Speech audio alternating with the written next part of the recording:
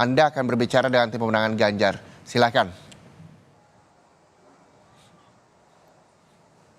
Iya, Reza, saudara, selamat siang. Terima kasih masih bersama kami di Breaking News Kompas TV. Pendaftaran calon presiden dan calon wakil presiden yang tadi tahap kedua, Ganjar Pranowo dan juga Mahfud MD. Tadi sebelumnya juga sudah kita lihat ya, yang pagi begitu ya, tim Amin juga sudah mendaftarkan. Sudah resmi diberikan dan saya memegang salah satu bukti penting Mas Andi Wijayanto ya. Ini Mas Andi Wijayanto ada di samping saya. Terima kasih Mas Andi sudah datang. Terima kasih diundang. Deputi Politik 5.0 atau 5,0? Sama aja. 5.0, 5,0. Sebelum saya ke sana saudara untuk nanya artinya apa, ini saya megang visi dan misi yang kemudian ini pasti dirangkum bersama oleh semua partai pengusung dan juga pendukung mungkin. Kemudian juga tentunya tim pemenangan nasional Ganjar Presiden. Nah, Mas Andi, kalau kita bahas dulu sebenarnya buku ini saya kaget juga saudara. Ini kan buku biasa ya. Nah, gitu kan. Kalau yang ini silakan dibuka Mas Andi. Kita langsung buka ini. Kalau ini dalam bentuk scrapbook, tadi sudah ditunjukkan oleh Mas Ganjar. Ini ada QR code-nya. Ini dua-duanya dikasih ke KPU, Mas? Versi yang lebih lengkap. Oke. Kalau ini cuma ringkasan, ini dokumen lengkapnya. Scrapbook itu ya? Ini scrapbook, jadi kalau difoto seperti biasa, kayak menu di restoran gitu, akan keluar. Kalau ini QR-nya? QR-nya akan langsung diarahkan ke website. Websitenya itu visi misi ganjarmahfud.id. Oke, jadi memang dan websitenya sudah aktif. Jadi siapa saja yang ingin membahas lebih detail, memahami lebih detail tentang visi misi, tinggal masuk ke website itu. Sudah masuk sampai detail ke program belum sih Mas? Sudah ya? Sudah, ini 100% lengkap. Apa yang memang benar-benar ingin dikerjakan oleh Mas Ganjar dan Pak Mahfud kalau nanti jadi presiden di 2024. Apa Mas, secara komprehensif mungkin bisa disampaikan beberapa poin-poin besarnya yang akan dikejar dan dikerjakan? Karena kan Pak Ganjar, Pak Mahfud selalu menyatakan bahwa tadi ya kita juga sempat mendengar bahwa perubahan itu kan bisa dimaknai kemarin tidak selalu stop, tapi juga ada pengembangan di situ yang disampaikan ke anak-anak muda kemarin. Berkaitan dengan itu, apa saja Mas yang kemudian ini dirangkum dalam scrapbook ataupun buku visi misi ini? Pada dasarnya kami ingin memberikan optimisme ke depan. Optimismenya ada dua. Yang pertama, Pak Jokowi sudah memulai membuka pintu untuk menuju Indonesia maju.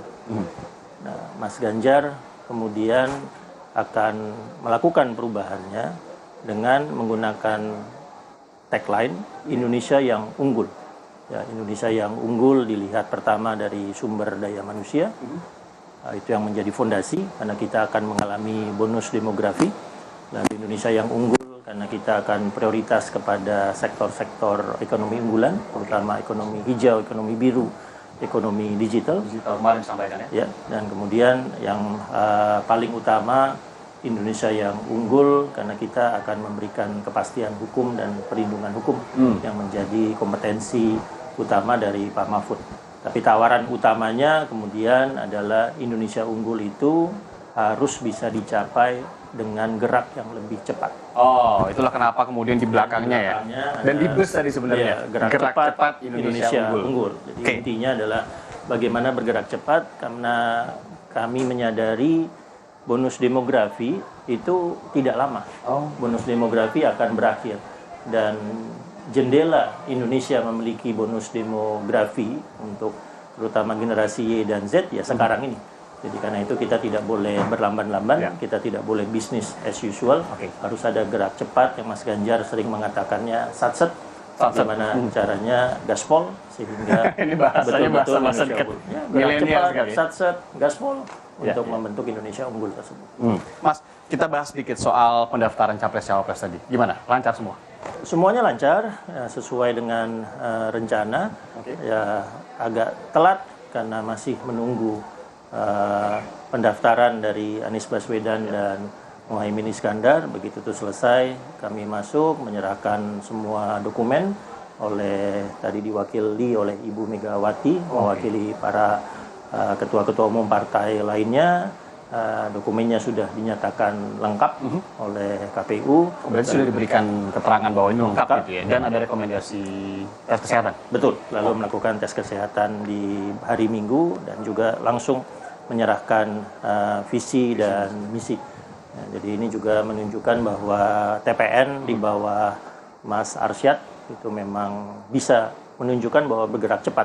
Ya, Pak Mahfudnya kan baru muncul kemarin. Ya, tapi di buku ini sudah langsung muncul. Ya, Pak Mahfudnya. Aduh, saya sanksi nih kalau ngeprintnya cuma sehari nih. Berarti udah lama ya. Menunjukkan gerak cepat. Ya.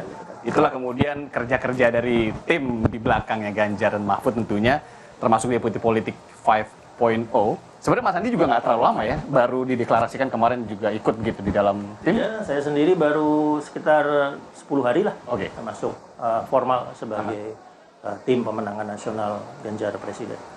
Poinnya apa sih Mas, kalau deputi politik, kemudian ada 5.0-nya?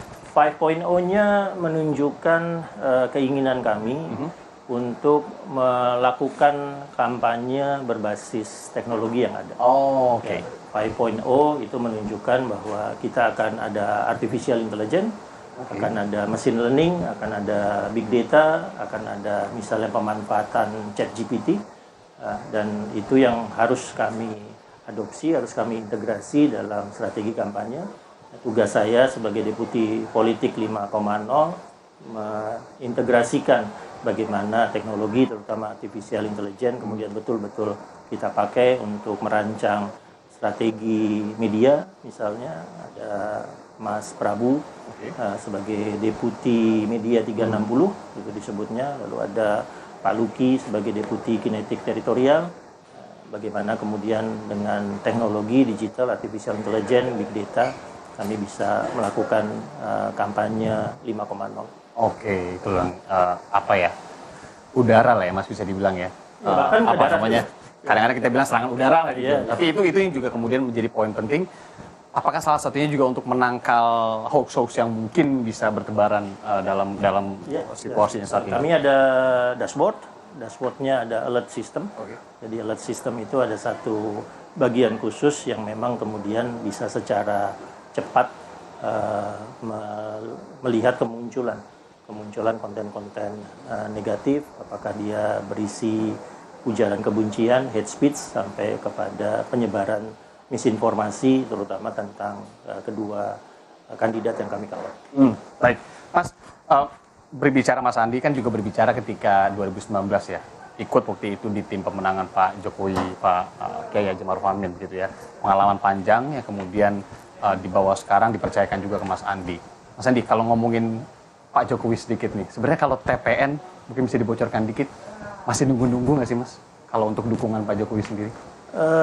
Sampai sekarang kami melihat Pak Jokowi presiden dari PDI Perjuangan yang belum menunjukkan atau tidak menunjukkan indikasi bahwa akan berbeda dengan partainya.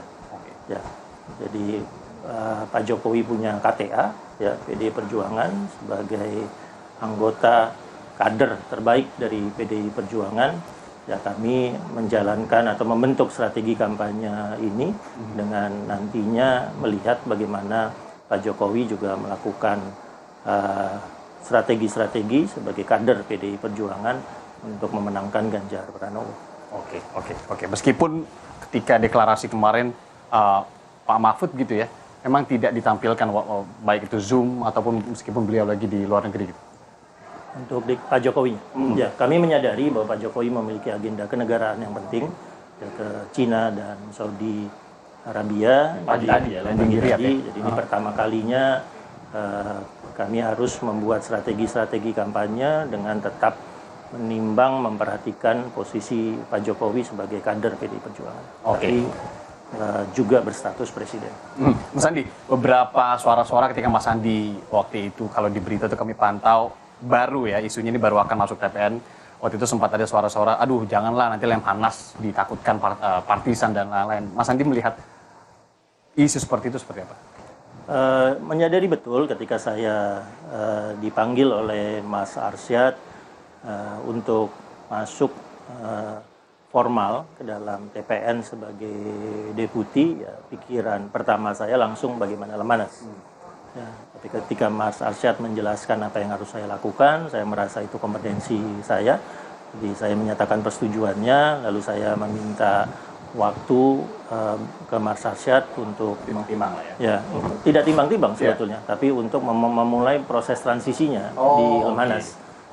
Jadi saya sudah menyatakan ke Mas Arsyad, saya pasti akan mundur untuk masuk TPN karena Lemhanas sebagai lembaga pendidikan tertinggi tingkat nasional yang di dalamnya ada TNI, Polri, dan ASN aktif harus dijaga netralitasnya, tidak boleh berpolitik praktis. Jadi kemudian saya memutuskan mundur sebagai gubernur Lemhanas, ya punya satu tujuan saja, menjaga netralitas Lemhanas.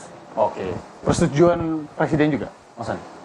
Dikomunikasikan secara formal, surat pengunduran dirinya saya serahkan ke Mensesnek kemarin pagi, ya sebelum deklarasi Pak Mahfud di kantor DPP PDI Perjuangan. Jadi sebelum saya ke sana, pagi harinya saya bertemu dengan Mensesnek menyerahkan secara resmi surat pengunduran diri. Oke, Mas Andi, isu saat ini yang dinilai sangat krusial sekali, ya kemudian ini tidak hanya menjadi bahan kampanye ataupun bahan visi misi dari tim dan juga Pak Ganjar, Pak Mahfud, tapi yang memang dianggap secara, Mas Andi juga dari maaf, Lemhanas begitu ya, yang dilihat ini benar-benar harus diperbaiki ke depan. Ini yang bisa membawa kita ke Indonesia Maju 2045, Indonesia emas malah. Apa, Mas? Kombinasi dari Mas Ganjar dan Pak Mahfud yang sebetulnya menunjukkan apa yang ingin kami tawarkan sebagai pesan utama pemilu. Ya, Mas Ganjar dengan pengalamannya sebagai gubernur, ya dengan kemampuannya untuk bergerak cepat, ya diyakini akan mampu untuk kemudian menawarkan gerak satsetnya untuk pembangunan manusia, ekonomi, lalu kemudian ada politik hukum pertahanan dan keamanan, lalu yang keempat adalah tentang bagaimana menempatkan Indonesia dalam posisi strategis di ranah global, ya di ranah internasional, itu tawaran utamanya.